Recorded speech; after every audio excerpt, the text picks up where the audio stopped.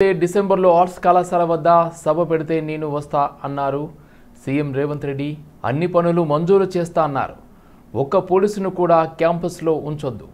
ఒకవేళ విద్యార్థులు నన్ను అడ్డుకొని ప్రశ్నిస్తే చిత్తశుద్ధితో సమాధానం చెబుతా అని సీఎం రేవంత్ రెడ్డి తెలిపారు. ఉస్మానియా యూనివర్సిటీని ఆక్స్ఫర్డ్ స్థాయిలో అభివృద్ధి చేసేందుకు నేను సిద్ధంగా ఉన్నాను. సకల వసతులు చేసేందుకు అవసరమైన ప్రణాళికలు సిద్ధం చేయండి. అందుకోసం నిపుణులతో కమిటీ వేయండి అన్నారు సీఎం రేవంత్ రెడ్డి. నిధులు సమకూర్చేందుకు ఈ ప్రభుత్వం సిద్ధంగా ఉంది. ఏఐ ద్వారా హెచ్సియులో ఏనుగులు సింహాలను పెట్టారు. వాటిని మేము చంపుతున్నామని భారత రాష్ట్ర సమితి నేతలు ప్రచారం చేశారు. మానవ రూపంలో కొన్ని మృగాలు ఫామ్ హౌస్లో ఉన్నాయన్నారు. ఈ యూనివర్సిటీ లేకపోతే తెలంగాణకు చరిత్రనే లేదు.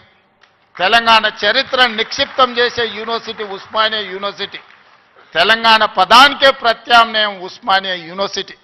అలాంటి తెలంగాణకు ప్రత్యామ్నాయమైన ఉస్మానియా యూనివర్సిటీ, సిద్ధాంతాలకు వేదికైన ఉస్మానియా యూనివర్సిటీ, ఓ గద్దరన్నను ఓ జార్జి రెడ్డిని ఇచ్చిన ఉస్మానియా యూనివర్సిటీ, ఓ జైపాల్ రెడ్డిని ఓ పివి నరసింహారావుని ఇచ్చిన ఉస్మానియా యూనివర్సిటీని తెలంగాణ రాష్ట్ర సాధనలో ముందు భాగాన నిలబడి తెలంగాణ సాధించిన ఉస్మానియా యూనివర్సిటీని ఇలా గాలికి వదిలేయడం బాధ్యతను ఒకసారి ఆలోచన చేయండి. ఏమైనా అంచనా వేసుకోండి. ఏమేం కావాలనో నాకు చెప్పండి. మళ్ళీ నేను వస్తా.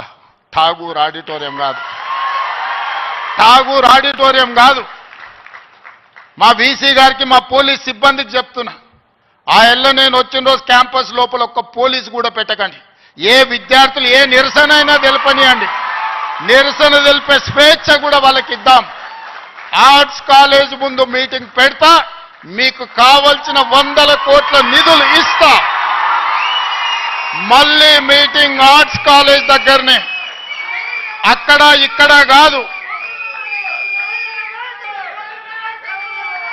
ఆర్ట్స్ కాలేజ్కి వచ్చిన రోజు డీజీపీ గారికి, సిటీ కమిషనర్ గారికి నేను ఆదేశాలు ఇస్తున్నా.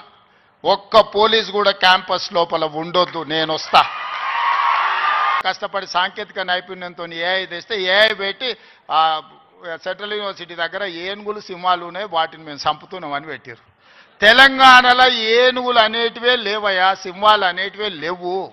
మానవ రూపంలో ఉన్న మృగాలు ఉన్నాయి, అవి ఫామ్ హౌస్లలో ఉన్నాయి. వాటిని నిర్బంధించడానికి వలలేయండి. మదర్ ట్రైన్లను బంధించడానికి గోతులు దొవ్వండి. లేని ఏనుగులను, లేని సింహాలను సెంట్రల్ యూనివర్సిటీలో ఉన్నాయి, వాటిని నేను చంపేస్తున్నా అని చెప్పి సోషల్ మీడియాలో ఏ ఆర్టిఫిషియల్ ఇంటెలిజెన్స్ను ఉపయోగించి అతి తెలివితేటలన్నీ ప్రదర్శించి అడ్డుకున్నారు. ఎంతకాలం అడ్డుకుంటారు? ఉస్మానియా యూనివర్సిటీ వేదికగా సీఎం రేవంత్ రెడ్డి చేసిన వ్యాఖ్యలకు BRS MLA Harish Rao counter ఇచ్చారు. ఇందిరా పార్క్ వద్ద ఆందోళన చేస్తున్న ఆశా వర్కర్లకు మాజీ మంత్రి హరీష్ రావు సంఘీభావం ప్రకటించారు. అనంతరం సీఎం రేవంత్ రెడ్డిని లక్ష్యంగా చేసుకుని హరీష్ రావు తీవ్ర వ్యాఖ్యలు చేశారు. దమ్ముంటే పోలీసులు లేకుండా ఓయూకి వెళ్ళు అంటూ సీఎం రేవంత్ రెడ్డికి సవాల్ విసిరారు. ఎప్పటిలోగా విద్యార్థులకు ఇచ్చిన హామీలు నెరవేరుస్తావో చెప్పాలని సీఎం రేవంత్ రెడ్డికి సూచించారు. రేవంత్ రెడ్డిది కేవలం మాటలు ఎక్కువ, చేతలు తక్కువ. మాటలు మాత్రం కోటలు దుంకుతాయి, చేతలు లేవు. ప్రజలకు అర్థమైపోయింది. పాలేందో నీళ్ళేందో తేలిపోయింది. ఇప్పుడు ఇవాళ ఉస్మానియా యూనివర్సిటీకి పోయిండు. ఈయన ఉస్మానియా యూనివర్సిటీకి పోతే పరిస్థితి ఏంటంటే 3 రోజుల నుంచి పోరాటాలను అరెస్ట్ చేశారు. రేవంత్ రెడ్డి వస్తాడని 3 రోజుల నుంచి ఉస్మానియా యూనివర్సిటీలో పిల్లలందరినీ అరెస్ట్ చేసి పోలీస్ స్టేషన్లో పెడతా ఉన్నారు. మొత్తం ఇనుప కంచెలు పెట్టిండ్రు, గజంకొక్క పోలీసుని పెట్టిండ్రు. ఇక దానికి ఈయన పోతాడట. నీ గొప్పతనం ఏంది నాయన? గజంకో పోలీసుని పెట్టి, ఇనుప కంచెలు పెట్టి, పిల్లల్ని అరెస్ట్ చేసి నువ్వేదో యూనివర్సిటీకి పోయి ఉద్ధరిస్తా అని మాట్లాడుతున్నావు. అది కూడా దేనికోసం పోతున్నావు? వెనకట మా సబితక్క పోయి కొబ్బరికాయ కొడితే ఆ బిల్డింగ్ తయారైతే దాన్ని రిబ్బన్ కత్తిరీనికి పోతున్నావు. నువ్వు కొత్తగా ఇచ్చింది లేదు, కొత్తగా కట్టింది లేదు, కొత్తగా మంజూరు చేసింది లేదు. ఆనాడు సబితక్క పైసలు శాంక్షన్ చేసి పోయి కొబ్బరికాయ కొడితే బిల్డింగ్ తయారైతే దాన్ని రిబ్బన్ కత్తిరీనికి పోయిండు రేవంత్ రెడ్డి. ఇక నేనేందో ఉస్మానియాకు ఏమో చేసింది అంట. నువ్వు చేసింది ఏమున్నది? బీఆర్ఎస్ కట్టిన దానికి రిబ్బన్ కత్తిరించుడు, కత్తెర జేబులో పెట్టుకొని తిరుగుతున్నావు నువ్వు. అంతకు మించి ఏమన్నా ఉన్నదా? 7 హైదరాబాద్ ఫ్లైఓవర్లన్నీ కేసీఆర్ కట్టి దానికి పోతాడు, రిబ్బన్ కత్తిరిస్తాడు. ఏడవైనా మన బీఆర్ఎస్ హయాంలో చేసినవి తప్ప కొత్తగా ఒక బిల్డింగ్ కట్టింది లేదు, ఓ దవాఖానా కట్టింది లేదు, ఓ బ్రిడ్జి కట్టింది లేదు, ఓ బిల్డింగ్ కట్టింది లేదు. ఇది అందరికి కూడా అర్థమైతేనే ఉన్నది. ఏం చెప్పినావు నువ్వు పిల్లలకు? నిరుద్యోగ యువతకు ఒక్కటే ఏడాది 2 లక్షల ఉద్యోగాలు ఇస్తా అన్నావు. ఇచ్చినవా? 2 లక్షలు కాదు కదా, 10,000 కూడా ఇయ్యలే. కేసీఆర్ పరీక్ష పెట్టి కేసీఆర్ ఫలితాలు ఇస్తే దానికి కాయిదాలు వంచి అది లెక్క చెప్పుకుంటుండు. వికారాబాద్ కేంద్రంలో పర్యాటక శాఖ మంత్రి జూపల్లి కృష్ణారావు అనంతగిరి హరిత రిసార్ట్ మరియు అనంతగిరి వ్యూ టవర్ ప్రాంతాన్ని ప్రత్యేకంగా సందర్శించారు. ఈ సందర్భంగా ఆయన మాట్లాడుతూ హరిత రిసార్ట్ పైలట్ ప్రాజెక్టుగా వికారాబాద్ జిల్లా కలెక్టర్ ప్రతీక్ జైన్కి అప్పగించినట్లు తెలిపారు. ప్రైవేట్ రిసార్ట్ అందించే సౌకర్యాలకు ఏమాత్రం తగ్గకుండా హరిత రిసార్ట్ను ఆధునిక సౌకర్యాలతో అభివృద్ధి చేయాలని మంత్రి స్పష్టం చేశారు. ఇక ఇప్పుడు ఈ అభివృద్ధి ద్వారా వికారాబాద్ మరియు పరిసర ప్రాంతాల యువతీ యువకులకు ఉద్యోగావకాశాలు విస్తరించడంతో పాటు ప్రభుత్వానికి ఆదాయ వనరులు పెరిగి రాష్ట్ర ఆర్థిక అభివృద్ధికి తోడ్పడతాయని ఆయన విశ్వాసం వ్యక్తం చేశారు. మంత్రి జిల్లా కలెక్టర్కి తక్షణమే చర్యలు తీసుకుని హరిత రిసార్ట్స్ అభివృద్ధి పనులు వేగవంతం చేయాలని సూచించారు. ఇట్లా ఉంది వాతావరణం ఒకసారి చూసి టూరిజం ఏ విధంగా డెవలప్ చేయగలుగుతాం, హరిత హోటల్స్ పరిస్థితి ఏంటి తెలుసుకుందామని రావడం జరిగింది. అలాగే వ్యూ ఎట్లా ఉంది చూడడం జరిగింది. సో ఇక్కడ ప్రైవేట్గా హోటల్స్ కావచ్చు కూడా బాగానే నడుస్తూ ఉన్నాయి. సో దీన్ని పైన ఓవరాల్గా మొత్తం ఏం చేయాలని ఆలోచన చేసి నిర్ణయాలు తీసుకుంటారుగా చేస్తాం. టూరిజం ప్రమోషన్లో అంటే వికారాబాద్ కూడా టూరిజం ప్రమోషన్లు చేయాలనే దాంట్లో ఏ నిర్ణయాలు తీసుకోనో సంబంధిత అధికారులతో కూర్చొని మాట్లాడి నిర్ణయాలు తీసుకొని దీనికి ఒక టూరిజం ఒక ఫేస్ లిఫ్ట్ ఇచ్చి వచ్చిన టూరిస్టులకు అన్ని సౌకర్యాలు కల్పిస్తూ టూరిజం కార్పొరేషన్కి ఆదాయము అట్లాగే రాష్ట్ర ప్రభుత్వానికి ఆదాయం కల్పిస్తూ నిరుద్యోగ కొంత యువతి యువకులకు ఉద్యోగ ఉపాధి అవకాశం కల్పించడానికి ఏమేమి మార్గాలను ఇక్కడ ఏమేమి చేయవచ్చు అనే దానిపై స్టడీ చేయడానికి వచ్చినాం. నాతో పాటుగా కలెక్టర్ గారు ఇతర అధికారులు ఉన్నారు. చూడడం జరిగింది. మొదటి నిర్ణయం ఏంటంటే ఇక్కడికి వచ్చిన తర్వాత ఈ హరిత హోటల్ను పైలట్ ప్రాజెక్ట్ కింద కలెక్టర్ గారికి హ్యాండ్ ఓవర్ చేస్తాం. టోటల్ హరిత హోటల్ రూమ్స్ అన్నీ కూడా పైలట్ ప్రాజెక్ట్ కింద కలెక్టర్ గారికి హ్యాండ్ ఓవర్ చేస్తాం. ఎందుకంటే కలెక్టర్ గారు ఉండేది ఇక్కడే. హైదరాబాద్ నుంచి ఇక్కడికి వచ్చి సూపర్వైజ్ చేయాలంటే దానికంటే ఇక్కడ ఉన్న ఎట్లా ఐఏఎస్ ఆఫీసర్ ఉన్నారు కాబట్టి ఇక్కడే ఉంటారు కాబట్టి సో వాళ్లకు పైలట్ ప్రాజెక్ట్ కింద ఈ హరిత హోటల్ను హ్యాండ్ ఓవర్ చేసి ఆన్ పార్ విత్ అంటే వచ్చేటువంటి టూరిస్టులకు మంచి ఆహారం కావచ్చు, నీట్నెస్ కావచ్చు, క్లీన్నెస్ కావచ్చు. ఎస్సీ ఎస్టీ వెల్ఫేర్ మంత్రి అడ్లూరి లక్ష్మణ్ ఆర్ట్స్ కళాశాలకు ఆహ్వానించిన OU JAC chairman Kothapalli Tirupati Telangana వచ్చాక గడిచిన 10 ఏళ్లలో ఏ ముఖ్యమంత్రి కూడా ఓయూలో అడుగు పెట్టడానికి ధైర్యం చేయలేదని మంత్రి అడ్లూరి లక్ష్మణ్ అన్నారు. కానీ నేడు సీఎం రేవంత్ రెడ్డి రాష్ట్ర విద్యార్థుల భవిష్యత్తు కోసం ఓయూ గడ్డ మీద అడుగు పెట్టారని అన్నారు. సీఎం రేవంత్ పర్యటన ముగిసిన అనంతరం మంత్రి Lakshman OU JAC chairman Kothapalli Tirupati ఆహ్వానం మేరకు ఆర్ట్స్ కళాశాల వద్దకు వచ్చి విద్యార్థి నేతలతో ఆర్ట్స్ కళాశాల వద్ద ముచ్చటించారు. అనంతరం వారు మాట్లాడుతూ గత బీఆర్ఎస్ ప్రభుత్వంలో మాజీ ముఖ్యమంత్రి కేసీఆర్ ఏనాడు విద్యార్థుల సమస్యలు పట్టించుకోలేదని ఆరోపించారు. డిసెంబర్ 9వ తేదీలోపు ఓయూలో ఏమేమి సమస్యలు ఉన్నాయో అన్నీ తన దృష్టికి తీసుకువస్తే 9వ తేదీన ఓయూకు వచ్చి సమస్యలన్నీ పరిష్కరిస్తానని రేవంత్ రెడ్డి హామీ ఇవ్వడం గొప్ప విషయమన్నారు. 10 సంవత్సరాలు పరిపాలించినటువంటి ఏ ముఖ్యమంత్రి ఇక్కడ ఉస్మానియా యూనివర్సిటీలో కాలు పెట్టడానికి ముందుకు రావడానికి ఆలోచన చేయలేదు.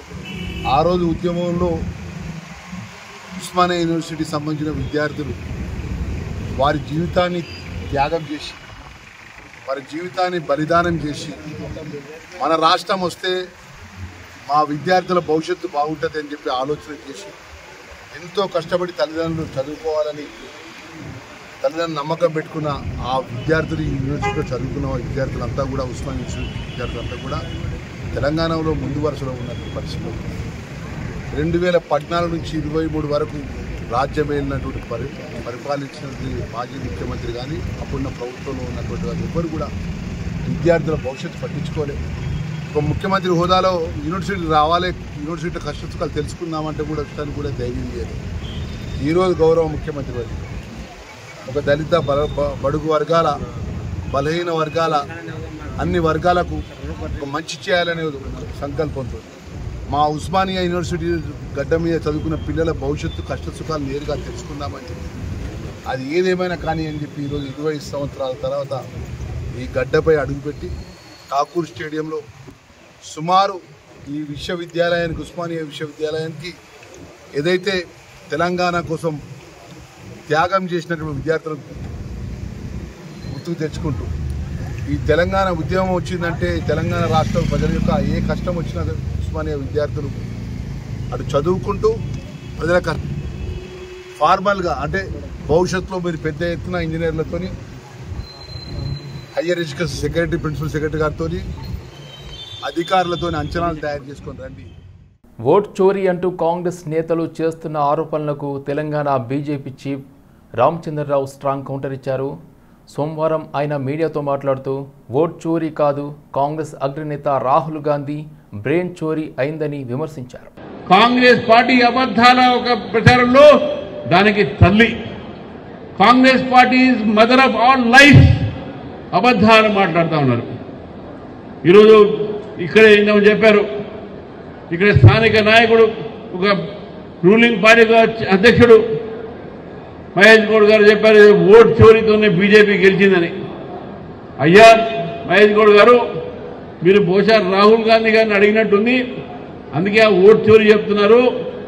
ఏ ఓటర్ లిస్టుతోనైతే బీజేపీ సభ్యులు గెలిచారో అదే ఓటర్ లిస్టుతో మీ సభ్యులు గెలిచారు. ఏ యంత్రాంగం అయితే ఎలక్షన్స్ ఇక్కడ పెట్టిందో అదే యంత్రాంగం మీకు ఎలక్షన్స్ పెట్టింది. కాంగ్రెస్కి సపరేట్ ఎలక్షన్స్, బీజేపీకి సపరేట్ కాలే. మరి మీరు కూడా 8 సీట్లు గెలిచారు కదా, దానికి మీ దగ్గర జవాబు ఏంది? ఇది ఓటు చోరీ కాదు, ఇది ఓటు చోరీ కాదు, రాహుల్ గాంధీ బ్రెయిన్ చోరీ అయిపోయింది. మేము అది గుర్తుపెట్టుకోవాలి. అయితే మా అరవింద్ అని అంటుండే అటు అనకన్నా అసలు రాహుల్ గాంధీకి బ్రెయిన్ ఉంటే కదా అన్నాడు. అంటే అది కొద్దిగా గొప్ప ఉంటుంది, మీరు మొత్తం ఉండకపోవచ్చు, కొంత గొప్ప ఉంటుంది. ఆ బ్రెయిన్ చోరీ అయిపోయి ఈరోజు కాంగ్రెస్ నాయకులు ఈ విధంగా మాట్లాడుతూ ఉన్నారు.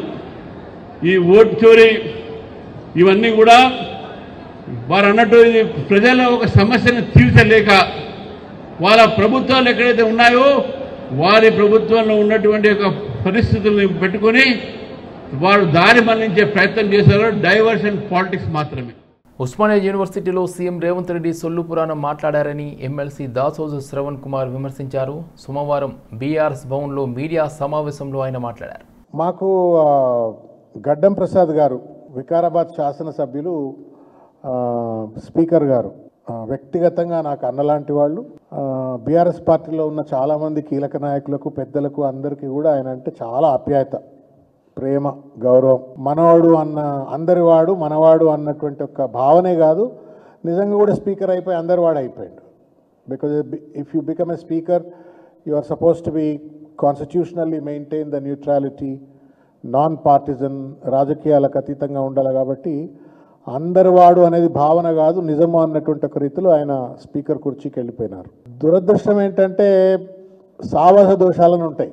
6 నెలలు సావాసం చేస్తే వాళ్ళు వీళ్ళు అవుతారట, వీళ్ళు వాళ్ళు అవుతారట. మా ప్రసాద్ అన్న కూడా కొంత ఏదో భ్రాంతికి గురవుతున్నారా, లేకపోతే సావాస దోషాలు ఏమైనా వంట పట్టించుకుంటున్నారా తెలియదు. వారు కూడా రేవంత్ రెడ్డి గారి అడుగుజాడల్లో నడుస్తూ అబద్ధాల మీద అబద్ధాలు మాట్లాడే ప్రయత్నం చేసినారు. కాబట్టి మా ప్రసాదన్న కూడా తను చేసిన తప్పిదాన్ని చెప్పి పుచ్చాలని, అదేవిధంగా ప్రజలను కూడా రికార్డ్ సెట్ చేయాలి, సరిగ్గా చేయాలి కదా. ఆయన స్పీకర్, తెలంగాణ శాసనసభకు స్పీకర్ అంటే ఒక కాన్స్టిట్యూషనల్ పోస్ట్లో కూర్చున్న ఆయన, ఎమ్మెల్యేలందరికీ బాస్ ఆయనే. మా బాసే తప్పు మాట్లాడితే ఎట్లా అని చెప్పని వాళ్ళ మీ ద్వారా ఆయనకు, తర్వాత వారికి, తర్వాత ప్రజలకు కూడా చెప్పాలా అని చెప్పని ఒక ప్రయత్నం చేస్తూ ఉన్నాం మిత్రులారా.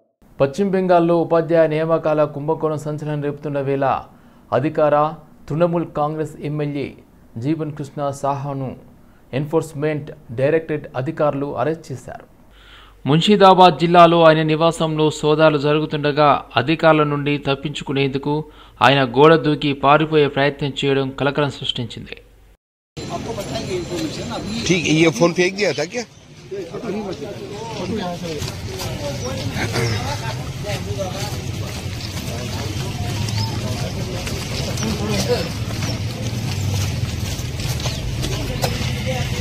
మణికొండ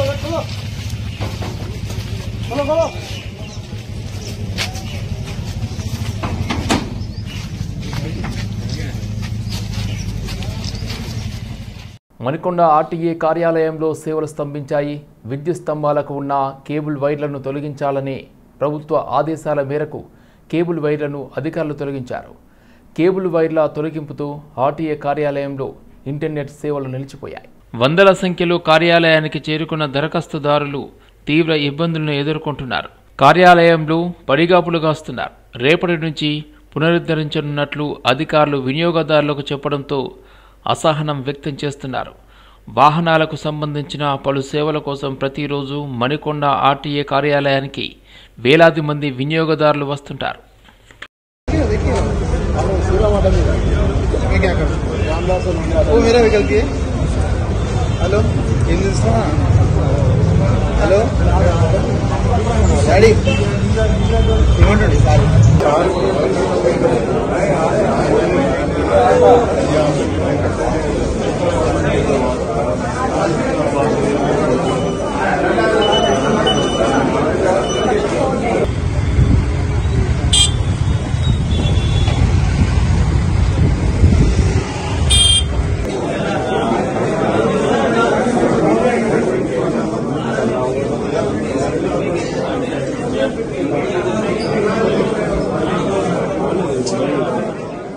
రంగారెడ్డి జిల్లా కేశంపేట మండల పరిధిలోని కొత్తపేటలో సాంఘిక సంక్షేమ శాఖ హాస్టల్లో కొందరు విద్యార్థులు హుక్కాకు అలవాటు పడ్డారు. ఏకంగా యూట్యూబ్లో అవసరమైన సామాగ్రిని ఆన్లైన్లో చూసి తెలిసిన వారి నుండి సమకూర్చుకుని స్వయంగా హుక్కా తయారు చేశారు. కొత్తపేటకు చెందిన ఇంటర్ విద్యార్థికి షాద్నగర్లోని ఓ హోటల్లో పనిచేసే మిత్రుడు ఉన్నాడు. ఇతని ద్వారా హుక్కా పీల్చడం అలవాటు చేసుకున్నాడు. మరో ఇద్దరు విద్యార్థులకు అలవాటు చేశాడు. ఇలా 10వ తరగతిలోపు చదువుతున్న 20 మంది హుక్కాకు బానిసలుగా మారారు. ఇదంతా ఓ 4వ తరగతి విద్యార్థి గమనించగా అతన్ని కొట్టి బలవంతంగా హుక్కా తాగించారు. విషయం తెలుసుకున్న వార్డెన్ ఇద్దరు విద్యార్థులను హాస్టల్ నుంచి ఇంటికి పంపించారు. ఈ క్రమంలో శుక్రవారం రాత్రి హుక్కా పీల్చేందుకు గుర్తు తెలియని వ్యక్తి హాస్టల్ గోడ దూకి విద్యుత్ దీపాలు ఆర్పేశాడు. దీంతో మిగిలిన విద్యార్థులు రాత్రంతా భయంగా గడిపారు. కొత్తపేట గ్రామంలో ఉన్నటువంటి సోషల్ వెల్ఫేర్ హాస్టల్లో విద్యార్థులు ఆన్లైన్లో హుక్కా సంబంధించినటువంటి అది మిషన్ బుక్ చేసుకొని తెప్పించుకొని యూట్యూబ్లో చూసి దాంట్లో జనరల్గా హుక్కా అంటే ఏముంటుందంటే హుక్కలో బ్రౌన్ షుగర్ కానీ కొకైన్ కానీ వేసుకొని చాలామంది తాగుతుంటారు. తాగి తక్కువ కాలంలో ఎక్కువ ఆనందాన్ని పొందాలన్నటువంటి ఒక ఆలోచనతోటి నూతన అనుభూతి పొందాలన్న ఒక దురుద్దేశంతో ఇవన్నీ కార్యక్రమాలు అలవాటు పడుతుంటారు. ఇవన్నీ కూడా హై ప్రొఫైల్ ఉన్నటువంటి వ్యక్తులలో జరుగుతున్నాయి. సర్వసాధారణంగా మనం అన్ని చూస్తూ ఉన్నాం. కానీ కూటికి లేక తన పిల్లలు మా సర్వస్వము, మా భవిష్యత్తు మా పిల్లలే నాంది అనుకొని సంక్షేమ హాస్టల్లో ఉన్నటువంటి విద్యార్థులు కూడా ఈ తప్పుతో పడి హుక్కాకు బానిస అయిపోయి వాళ్ళ జీవితాలను చంద్రవదనం చేసుకుంటున్నారు. ఈ తరుణంలో హాస్టల్లో పిల్లల బాగోగులు చూడాల్సినటువంటి బాధ్యత తీసుకున్నటువంటి హాస్టల్ వార్డెన్ గారు కూడా రెగ్యులర్గా రాకపోవడము, వాళ్ళు చేస్తున్నటువంటి కార్యకలాపాల మీద వాళ్ళు శ్రద్ధ చూపెట్టకపోవడము, వాటిపైన నియమాలు లేకపోవడం వల్ల హాస్టల్కు బయటి వ్యక్తులు వచ్చి అక్కడ హుక్కా పిలుస్తుంటే దాన్ని చూసినటువంటి అరే దీంట్లో ఏదో కొత్త కిక్ ఉంది కదా అని చెప్పి అక్కడ చదువుకున్నటువంటి విద్యార్థులు దానికి బానిసై దానికి అలవాటు చేసుకొని దానికి బానిసలై వాళ్ళ బతుకులు చిందరం చేసుకోవడం కాకుండా వాళ్ళ శారీరక ఆరోగ్యము, మానసిక ఆరోగ్యము, సామాజిక ఆరోగ్యాన్ని కూడా దెబ్బతీసే విధంగా ఈ యొక్క ఘటన ఉంది. కాబట్టి తక్షణమే నేనేమంటున్నానంటే ఈ నిర్లక్ష్య ధ్వనితోటి వివరిస్తున్నటువంటి వార్డెన్ గారు కావచ్చు, వీటిపై నిఘా ఉండాల్సినటువంటి అధికారులు కావచ్చు, తక్షణమే నిద్ర వీడి ఖచ్చితంగా ఇట్లాంటి సంఘటనలు మళ్ళీ పునరావృతం కాకుండా పిల్లల జీవితాలు భద్రంగా వాళ్ళ భవిష్యత్తుకు మనము మంచి బంగారు బాట వేసేటట్టు విధంగా ఉండి వారికి జరిగినటువంటి నష్టాన్ని మనం ఖచ్చితంగా అన్యాయం పరంగా అవుతుంది, మీ జీవితాలు చింద్రమైపోతాయి అనే విధంగా వాళ్ళని మోటివేట్ చేసుకుంటూ వాళ్ళని చైతన్యపరుస్తూ ఈ అలవాట్ల నుంచి దూరం చేయాలని చెప్పి ఖచ్చితంగా అధికారులు ఎవరైతే ఉన్నారో వాళ్ళు బాధ్యత వహించాలి. సంగారెడ్డి జిల్లా పటాన్చెరు నియోజకవర్గం ముత్తంగి జాతీయ రహదారిపై ఉల్లిగడ్డ లోడ్ లారీ బోల్తా పడింది. దీంతో జాతీయ రహదారిపై భారీగా ట్రాఫిక్ స్తంభించింది. అధిక లోడ్ ఉండటంతో లారీ బోల్తా పడింది. ముత్తంగి ఇస్నాపూర్ జాతీయ రహదారిపై ట్రాఫిక్ జామ్ అవడంతో తీవ్ర ఇబ్బందులు పడుతున్నారు వాహనదారులు. క్రేన్ సహాయంతో లారీని తొలగిస్తున్నారు. ఘటనా స్థలానికి చేరుకున్న ట్రాఫిక్ పోలీసులు ట్రాఫిక్ను క్లియర్ చేస్తున్నారు.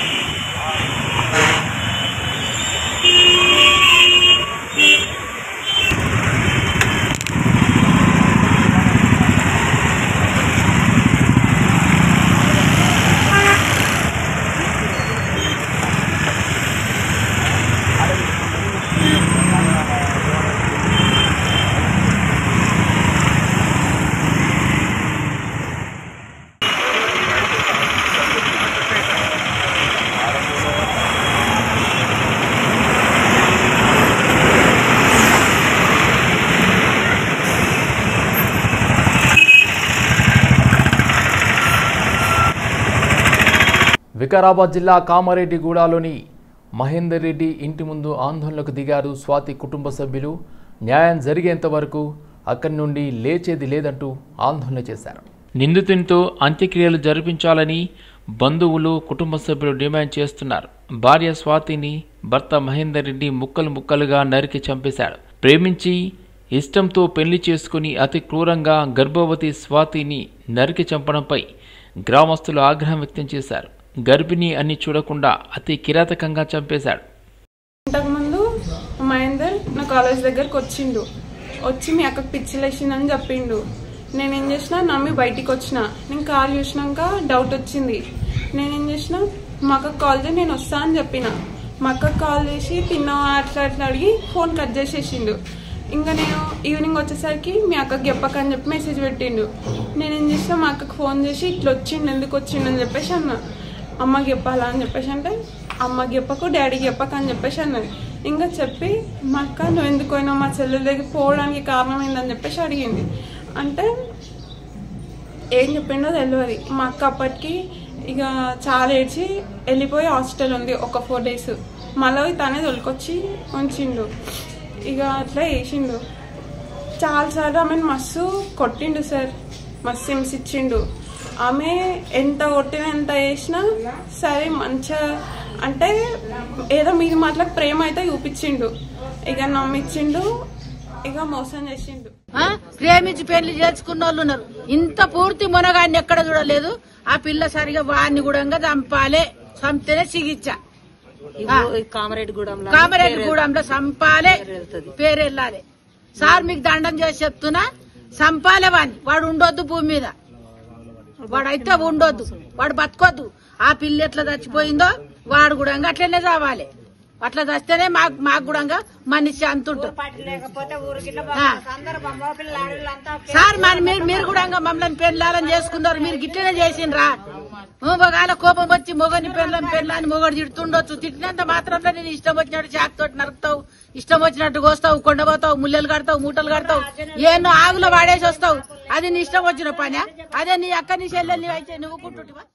ఊళ్ళో అంటే చేసిన పని చాలా చిన్న పని కాదు. జలకేంచి వచ్చి ఆయన బయట ఏం చేస్తాడు, బయట ఎక్కడ చూసినా ఇంత దుర్మార్గమైన పని చేసినా ఎవరైనా కూరుతారు. ఇలాంటి పని చేసినప్పుడు బయట తిరుగుతాని ఎవరికైనా ఉంటుంది. ఇలాంటి పని చేసినప్పుడు బయట తిరగరాదు, ఉండరాదు, చేయరాదు. రాణిస్తారా మీరు ఊళ్ళోకి ఏ విధంగా రాణిస్తారు? దీన్ని అందరూ తీవ్రంగా ఖండిస్తారు. ఇలాంటి దుర్మార్గం మా ఊళ్ళో ఉండడానికి మా ఊరికి చెడ్డ పేరు వచ్చింది అనేది అందరు ఖండిస్తారు తీవ్రంగా. రానియరా ఊళ్ళోకి పూర్తిగా ఖండిస్తారు. అందరూ గ్రామస్తులందరికీ కూడా ఖండిస్తారు. ఇలాంటి ఘోరమైన ఘటన రాష్ట్రంలో ఇది మొన్ననే ఒకటి జరిగింది.